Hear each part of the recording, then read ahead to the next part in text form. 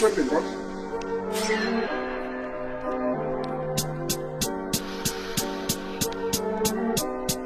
Oxide on the beat.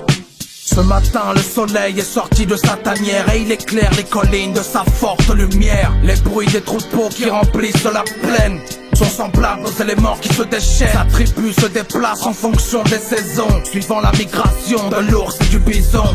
Les faucons déambulent dans la parade. Petit cheval est indien et son peuple est nomade. Voilà 7 ans qu'il est né dans les prairies, au nord de l'Amérique où ses ancêtres ont péri.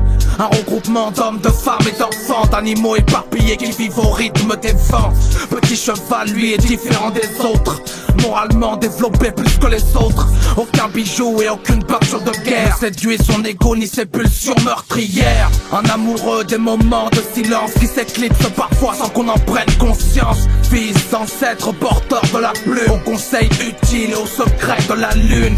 Il lui disait que ce monde était le sien et que bientôt il trouverait son chemin. Qu'il fallait se méfier de l'homme blanc et son alcool, qui le dépouillerait de ses terres et le priverait de son sol. Un soir d'hiver, petit cheval partit méditer au sommet des collines enneigées, là où les aigles royaux viennent au monde, où les anciens érudits venaient se couper du monde. Mais subitement, une vision lui apparut, son village massacré par des soldats inconnus.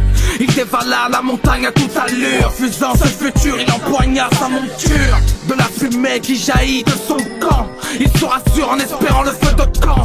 Rembobinant la scène qu'il avait eue, avisé à confirmer la vision de Visu. En arrivant, c'est l'horreur qui le saisit, la vision d'un tas de corps sans vie.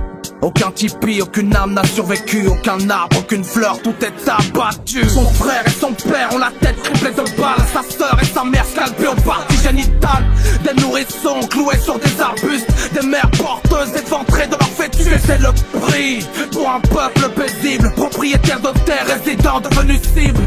Comment comprendre le geste des colons, si ce n'est la cruauté de leur imagination? L'homme est capable du meilleur comme du pire, de sourire ou bien de faire souffrir, d'aider les autres à porter leur fardeau, ou d'être à l'origine des sévices du bourreau. Les blancs sont des loups, ils nous chassent et s'imposent, nous offrent des couvertures pleines de tuberculose. Se venger sera la seule solution.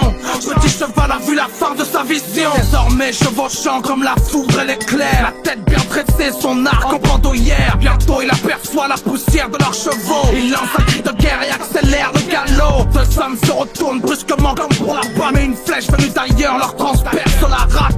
Le premier obstacle fut franchi et au cœur du combat il repense à sa famille. Il frappe l'ennemi de son bras machinal, une flèche puis une autre vise de l'épine dorsale. Trop nombreux pour le nombre de ses armes, il réserve l'ultime pour le capitaine d'armes. Un tomahawk dissimulé sous sa selle, il enfonce dans les crânes sans pitié des criminels. Désormais désarmé à main nue, avec la force du faux va combattre, il continue. Encerclé puis lynché par le blanc, sa peau est écarlate mais cette fois-ci par le sang, et une pluie de balles lui défonce le torse. Ainsi